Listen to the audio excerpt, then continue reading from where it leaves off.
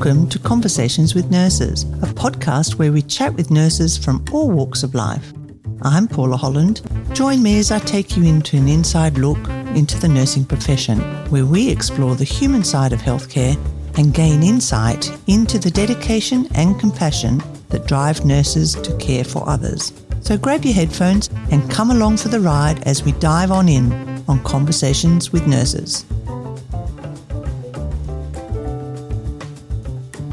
I'm Paula Holland, and today I'd like you to meet Alex, who is a nurse from a busy London hospital. Alex witnessed firsthand the challenges and sacrifices that healthcare workers face, especially during the COVID-19 pandemic. She's got a mix of grit and some determination and a healthy dose of humour. We've come to get some stories from her. Some were good, some were traumatic, and how she survived to come and work with us in Australia. Alex, welcome to the team. How are you? Hi, lovely to be here. Thank you for having me.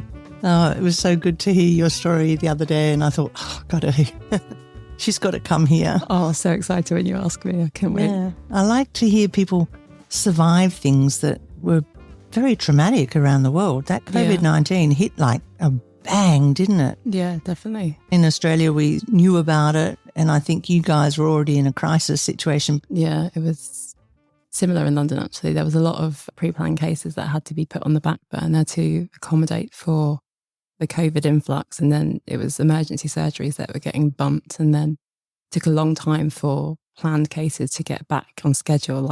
For our ward particularly, it was probably a year or so, maybe even a little bit more before we got back on schedule with our big surgeries. So the time from when it was announced, obviously in the news, that there's a pandemic, that was in March 2020? Yeah, 2020. Yeah, I remember I'm so strange, where you remember where you were. I was living pretty well in central London. And it was definitely mid-March. I think it might have even been the 15th or 16th. This really does stick in my mind. Yeah. And I knew there was going to be a lockdown. The COVID cases by this point had been picking up pretty quickly. And I've got a hobby of crocheting, so I ran out to go and get some yarn just to stock up. So if I was at home by myself, I had something to do. So while people are running around with bags and bags of toilet paper, getting their you've got shopping, bags I'm get the yarn. Yeah. So that was mid-March, and by early April, it was pretty heavy, full swing. We had full PPE, everything. It was, quite quickly it escalated. So tell me your nursing experience before that. Where were you working? When had you finished your training before suddenly you're COVID nursing? So I trained, my first degree, I did sports science, and while I was doing my sports science degree, I knew some nursing friends that I did cheerleading with, and I always loved listening to their stories. I just found them really funny and really interesting. And also just when they were talking about the things they were doing, it made me think that I would be suited to that. But I didn't want to stop my degree halfway through doing it. I wanted to finish it because I'd spent time and effort and energy doing it. So I finished up there. I went and worked in a brain injury unit as a support worker. And I just loved working with the nurses there. I didn't really think about nursing again until one of the nurses there it was a bit of a backhanded compliment she gave me. She kind of almost said that I was being wasted by not going ahead by doing nursing.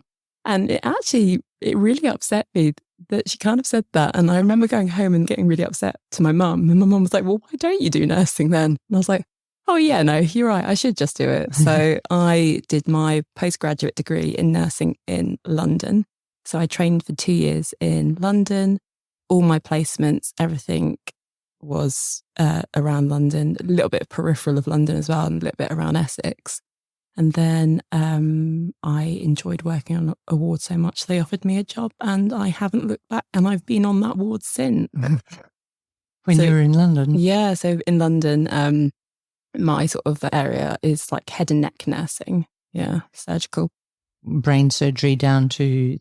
So we don't take any neuro, it's all sort of max fax ENT based head and neck. Yeah. So there's a different type of specialism in London, like a different hospital that takes in for neuro. Okay. So you're looking after fractured jaws down to tracheostomies? Yeah, basically, yeah. So laryngectomies, trachees, max fax cases, flap cases, and then you get the trauma side of it as well, which might be as a cycling accident where someone's like, fractured the zygomats, or benign ENT cysts that just require operating in a few days and then they go. So yeah, it's a bit of a mixture. Were the trachees mainly car accidents? I No, worked on a trachea ward and yeah. most of them were young people in stolen cars. So the types of tracheostomies, it really does vary actually. So they can be medical based, but the ones that we kind of have, they are an extension of max fax surgery. Okay. So with the type of surgery they end up having, with all the swelling that comes with that, and if they've had a flap donation intraorally, obviously the airways are at high risk, so they put a temporary trachea in. So we get people that sometimes only end up having a trachea for a week, and some people end up having it a bit longer term. Some people end up going home with it. It just really depends on what type of surgery they've had or their history. So it really does vary. So it keeps you on your toes. Yeah. And you were saying earlier about saying some inappropriate things to people with trachees where you just go, oh God, yeah. It's just like, I speak to so many people about this, and I think we all have our things, our little sayings, our little slangs that we just sort of tip off and don't really think about it. And the one I always end up saying to trachea patients, and I always hate it after I've said it. It's just, if I leave the call bar with them, I'm like, right, if you need anything, just give me a shout. Oh, God, oh my God, if I just said that. Hey, Bill can't shout. Can't catch myself. I love it. You were probably placed on a good ward then when COVID came through, because it was all airway problems, wasn't it? Yeah, I've been there maybe, I graduated university 2018. And then COVID hit 2020. So 2 years qualified before we had the influx of COVID. So I'd always been in head and neck. So I'd done 2 years of airway training. But yeah, you would think it would prepare you a little bit, but I don't think anything could really prepare anyone for what really hit London. It was, or anywhere in the world really, just you can't really prepare for it. I think pandemic it doesn't seem real. It seems like a movie. You don't really think that pandemic would hit. You think of that as being like a historical thing that happens. I know, it's like a big fat cloud that just went smack on the whole earth, and everybody was affected by it. And it's so quickly, and it's just, this is how it is now. This is what you've got to adjust to. And the people that had to stay at home, I can understand it might have been like really difficult on people's mental health and socializing and everything like that. Although I was living by myself at the time, I don't know if the word is fortunate, but I could get out to work to see people. If I was stuck by myself at home, I think I would just go mad as well. It's just so isolating. Did you offer to do extra shifts? I did, yeah. More towards when I wanted to save up to go travelling, but there was the occasional shift that I would do. And then most of the time I probably wouldn't have done as much overtime, just because it was so intense. It was just having a little bit of downtime was really necessary to just regroup and regather before you go back into work and the carnage happens again. So how sickly were the people that came through to your thoracic ward? So we ended up, during COVID, the hospital kind of re-stacked. So there would be wards that would become designated to just being COVID. So like if people came in with COVID, they would go to specific wards. And that we used to take the sort of emergency surgery cases that came in from ED. So it became anything and everything. So it wasn't just head and neck and respiratory, anything like that. It was gynae, it was urology, gastro, ortho, ENT, everything that required emergency surgery was then coming to us. So for me, having been a head and neck nurse for 2 years, and that's all I'd known, it was a bit of a steep learning curve when you've got patients coming in and you're trying to figure out as best as you can.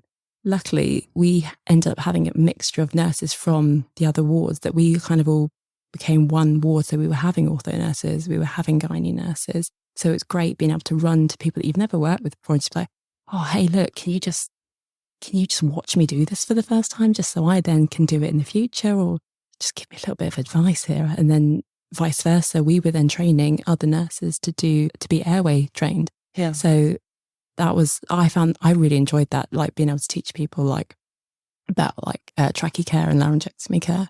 So the camaraderie that you developed between each other because of the knowledge. Yeah, exactly. And the sharing of the knowledge was really important, wasn't it? Yeah, definitely. I wouldn't have known half the things unless people like just took the time to spend a bit of time with you and just teach you it. And it was great. Really grouping together. And it was nice also, well, as much as of a stressful situation it was nice to work with different people as well, with other specialities, and just learn a little bit. And in a difficult time, just keep your skills up to date and learn a little bit. Yeah. How did you go wearing PPE all day, every day? So where we were face masks and all the time on the ward. We didn't have to full ISO gear where we were every day. But if you were in contact with a COVID patient, it was full ISO gear. And I remember spending nearly, I think, an hour and a half in a room with a COVID patient in full PPE. And you're in there and you just need to stay in there for as long as you can to get everything done, because it takes so long to gown up and gown down, and you want to make sure they're okay. And I remember taking photos of my face afterwards, and even just after an hour and a half, I had indentations on my face. So how people did it 24/7 all throughout their shift. Honestly, they are heroes. Like it's so hot, it's so exhausting, and it's just like you so badly just want to itch a part of your face and you just can't touch it. And more than an hour and a half, I just think that's amazing. I'm complaining over that. But so it was trying to learn as well what the PPE was, and it was continuously progressing and updating and changing. And it would be this one week, and actually, no, we're doing this now this week. And actually, there's new evidence to say this now. So we're now doing this. And there'd be emails every week about, we're changing this, we're doing that now. So, yeah. And I think that was a learning curve for this generation, wasn't it? We haven't been through a pandemic, and the health department's doing their best, and quarantining doing their best, and hospitals are managing the best they can. And you had to roll with the changes all the time. You couldn't argue and say, well, I'm not going to do that. This is what they found as working. Yeah. I know I work in theatre, and we used to wear a mask all the time, all day long. But I found during the pandemic, for some reason, it was really hard. Yeah. I couldn't wait to get home and take it off. Yeah, it's like taking your bra off at the end of a shift. That's kind of like taking your mask off at the end of a shift became to me. Oh, you're so right. Shoes off, bra off. Sense of relief, yeah. It's just that first breath of fresh air when you get out of the hospital. It's just so good. How did you keep your spirits up, and how did they keep the morale up among the patients and among the staff, and keep them coming back every day, dealing what you have to deal with? So our ward anyway is very close-knit. There's not a person on our ward that we don't get along with or have a bit of rapport with. And it was just like, you just find little humorous ways to keep each other entertained, and send each other little memes, or just be like you just think of something and you send it to them and just have a little joke about it. One of our managers, I think it actually started going around the hospital actually. It was like a little goodie bag, and it would go through the pod system, which is like the capsule chute, and it would just get hidden on a ward somewhere, anywhere.